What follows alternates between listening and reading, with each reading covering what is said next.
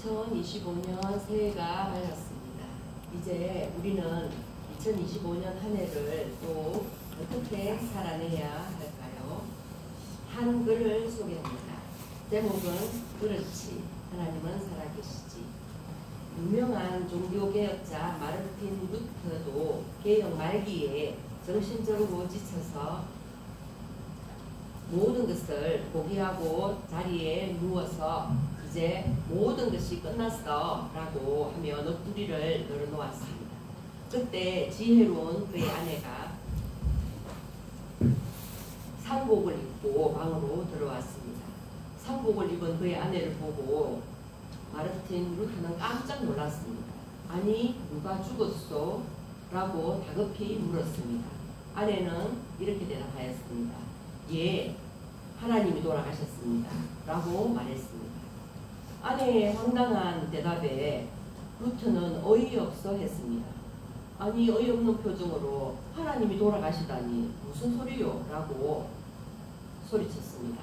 루터의 아내는 정색하고 말했습니다. 하나님이 안 돌아가셨으면 당신이 그렇게 누워있을 리가 없잖아요. 이렇게 대답하였습니다. 아내의 말 한마디가 루터를 흔들어 깨웠습니다. 그렇지, 하나님은 살아계시지. 그는 벌떡 일어나서 다시 자신의 사명을 수행하기 시작했습니다.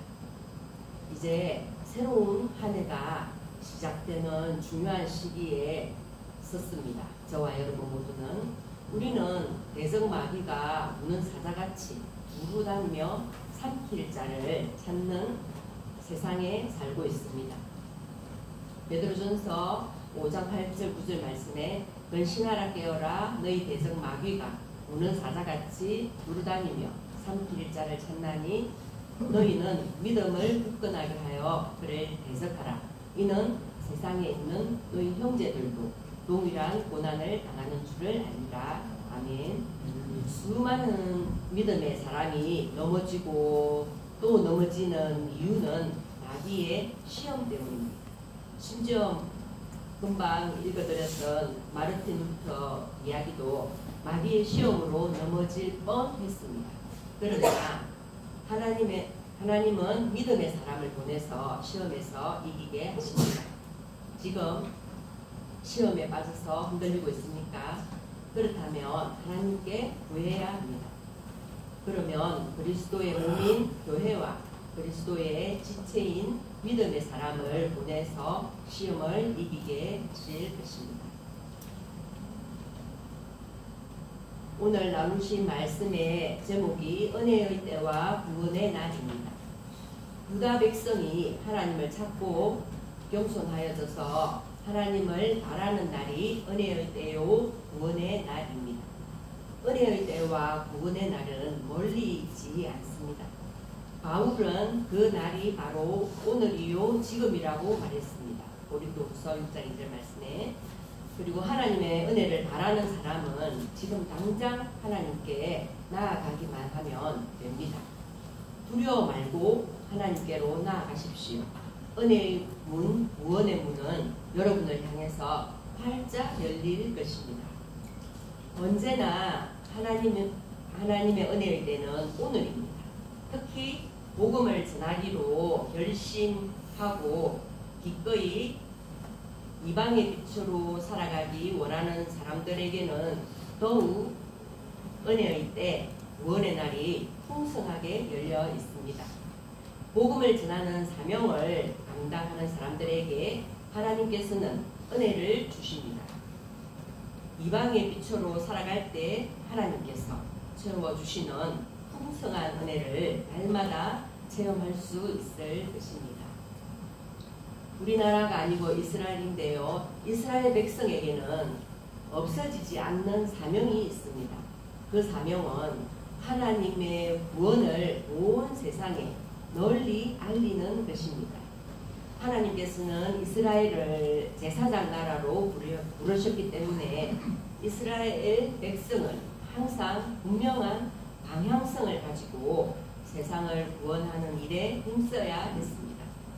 그러나 어느 순간에 이스라엘 백성은 자신의 사명을 잊어버리고 하나님을 떠나서 우상들을 섬기고 말았습니다. 그 결과 어떻게 되었을까요? 하나님의 진노가 임했고 결국 이스라엘은 바벨론의 포로로 살아가게 되었습니다. 오늘 본문에는 포로로 잡힌 자들이 바벨론에서 해방되어서 하나님의 인도로 순탄하게 이스라엘 땅으로 귀향할 것이라는 사실이 예언되어 있습니다. 이와 같은 예언은 궁극적으로 예수 그리스도의 사역을 밝히고 있습니다. 그리스도로 말미암아서 온 세상에 이 예언이 성취될 것입니다. 고린도후서 6장 1절로 2절 말씀에 이르시되 내가 은혜 베풀 때에 너에게 듣고 구원의 날에 너를 도왔다 하셨으니 보라 지금은 은혜 받을 만한 때요 보라 지금은 구원의 날이로다. 그래서 본문은 열매 없는 사역에 실망한 종에게 여호와께서 주시는 응답이 있습니다. 여호와께서 종에게 은혜의 때에 응답하신다고 하였습니다. 그리고 구원의 날에 도와주실 것을 약속하셨습니다. 여호와께서 종을 도우셔서 그의 사역이 풍성한 결실을 맺게 해주시고 또 종을 보호하여서 백성의 언약으로 삼으십니다. 우리는 주님의 뜻을 헤아려 보고 깨달아야 합니다. 책 제목이 하나님의 인재와 기도라는 책의 저자인 마이클 웰스라는 분의 글 가운데에 아주 눈에 띄는 내용이 있었습니다. 번역하면 믿음의 사람들에게는 문제가 필요합니다. 이런 뜻입니다.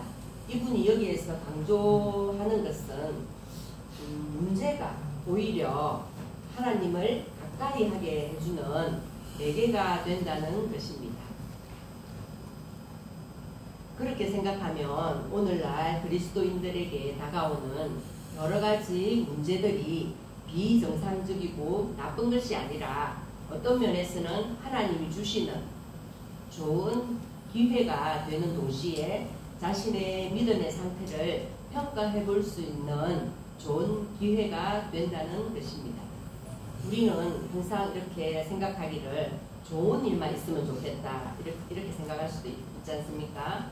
그런데 우리에게 혹시나 또 안 좋은 일이 있을 때에도 이렇게 헤쳐나가는 방법이나 마인드를 제시한 책이라고 읽어보고 제가 생각이 되어졌습니다. 우리가 흔히 이야기하는 말 중에서 빗대어서 하는 말 중에 은혜는 물의 색이고 원망 불평은 물의 색이다 라는 말이 있습니다. 그 반대여야 되겠지요. 저도 많은 은혜를 입고 살아왔습니다. 몇 년 전에 제가 이제 머리가 어지러워서 대학병원에서 진료를 받고 남해로 어떻게 오나 그렇게 생각하고 있었는데 오고 가는 길을 목사님 가정에서 해주셔서 너무나 감사했습니다. 이렇듯 은혜를 입었는데 물에 새기면 어떠합니까? 물이 흘러가면 떠내려가 버리지요. 오늘날 성도들 가운데서도 너무나 많은 사람들이 구원의 감격과 기쁨을 어려움이나 순간적으로 다가오는 여러 문제들 때문에 너무나 쉽게 잊어버리고 있다는 것입니다. 그런데 성경은 분명히 말합니다. 이전 것은 다 지나갔다고 말합니다. 그런데 저와 여러분들 중에도 때로는 불안과 공포에 쌓일 수가 있잖아요. 그러면 우리는 그런 상황 속에서 어떻게 자유할 수가 있겠습니까? 참다운 자유를 우리는 때로는 누리지 못합니다. 그들이 하는 말은 이것입니다. 우리가 아무리 하나님이 나를 용서하시고 은혜를 주셨다 하더라도 내가 사는 것이 변변치 않고 또 어떻게 내가 감히 하나님의 은혜를 운운하며 살아가겠느냐고 하면서 그럴 수 없다고 말하면서도 또 한편으로는 자신의 의를 내세우고 싶어하는 마음을 드러내고 있습니다. 오늘 성경 말씀, 구절 말씀 보시면 내가 잡혀있는 자에게 이르기를 나오라 하며 라고 말씀하신 대로 하나님과 진리 외에 세상에 속한 것이나 육신에 속한 것, 물질에 속한 것이나 그러한 것들에게 붙들려서 자유하지 못하는 데에서 벗어나와서 하나님과 진리에 붙들리는 것입니다.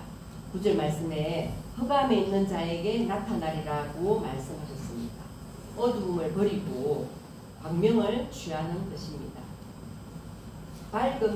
어두움보다는 밝음이 좋지요. 어두움 곧 죄와 불의와 악의 세력 아래에서 매여서 의의 생활선에 생활을 하지 못하는 데에서 벗어나서 우리는 의의 생활을 하고 선의 생활을 하고 신앙 양심대로의 생활을 하는 것입니다. 이어서 계속 9절 말씀에서 길에서 먹게 하여 주겠다라고 말씀하셨는데요. 이 말씀은 하는 일이 쉽게 잘 되고 또 형통하는 그러한 것을 말씀하고 있습니다. 우리 믿는 성도가 두 가지를 행하면 그 두 가지가 무엇인가 하면 하나님과 진리가 인도하시는 것, 그리고 선과 의와 신앙 양심대로 생활을 하며 이 두 가지를 행하면 하나님께서 길에서 먹도록 해주시기 때문에 의식주에 대한 문제가 해결이 되는 것입니다. 이어서 계속 9절에 보시면 자산에도 불밭이 있게 해주겠다라고 말씀하셨는데요. 이 말씀은 인간의 지능으로서는 도무지 해결할 수 없는 어떤 어려운 형편에 처하더라도 일으켜 주겠다라고 하시는 말씀입니다. 우리 믿는 성도가 저와 여러분들이 앞에서 말씀하신 두 가지를 행하며 하나님께서는 우리의 자산에도 불밭이 있도록 해주시기 때문에 어떤 어려움이 있어도 소망이 있는 것입니다. 우리는 은혜의 때를 헌신하며 살아야 합니다. 인간이 아무리 똑똑해도 인간은 스스로가 인간을 이해할 수 없습니다.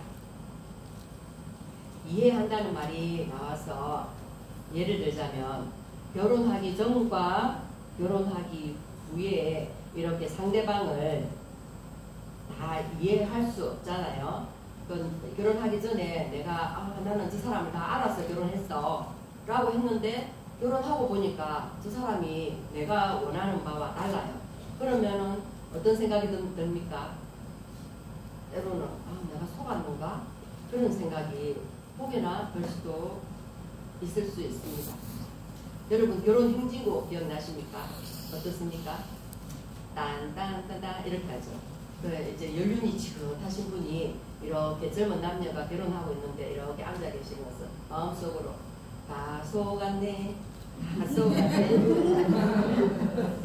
이렇게 우리가 상대방을 이해하는 것 같지만 이해 못하고 결혼할 수도 있는데 이제 더 자세한 것은 결혼 상담소 소장님과 상담하시기 바랍니다.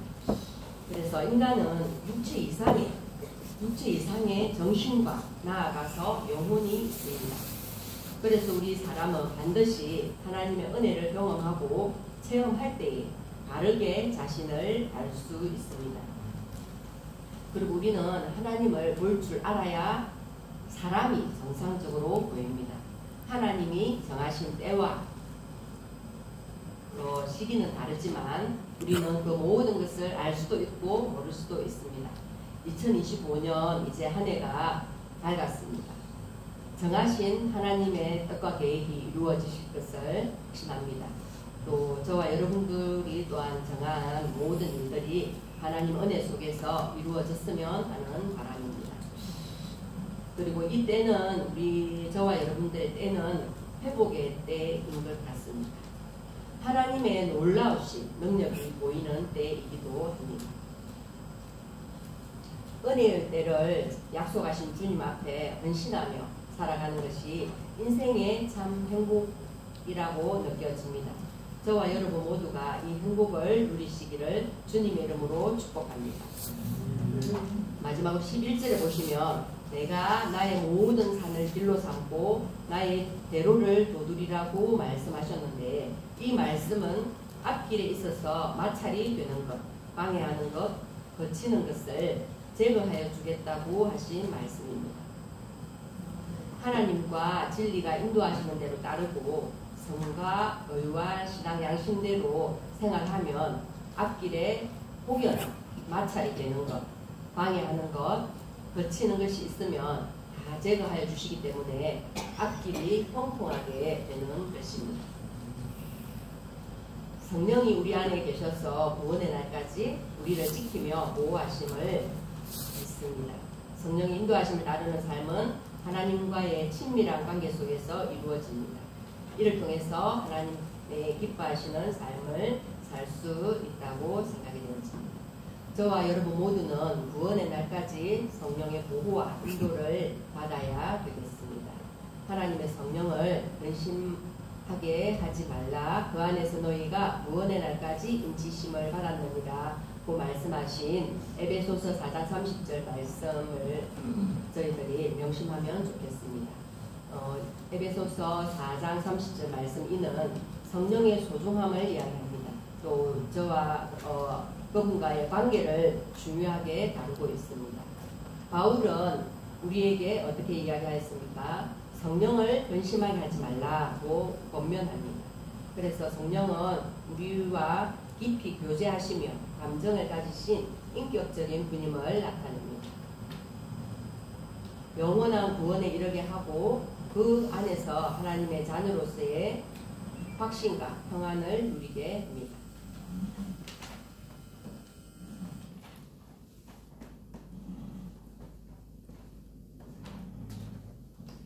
이제 마지막으로 한글을 읽고 찬송을 드리겠습니다. 하나님은 그분의 주권적인 은혜로 우리를 청결하게 하십니다. 그러나 우리 스스로도 나의 내면을 돌봐야 합니다. 인생의 이런저런 일로 나의 내면이 더럽혀질지라도 그럼에도 주님과의 인격적인 청결을 유지해야 합니다. 마음이 청결한 자는 하나님을 봅니다. 아멘. 찬송 드리겠습니다. 401장입니다.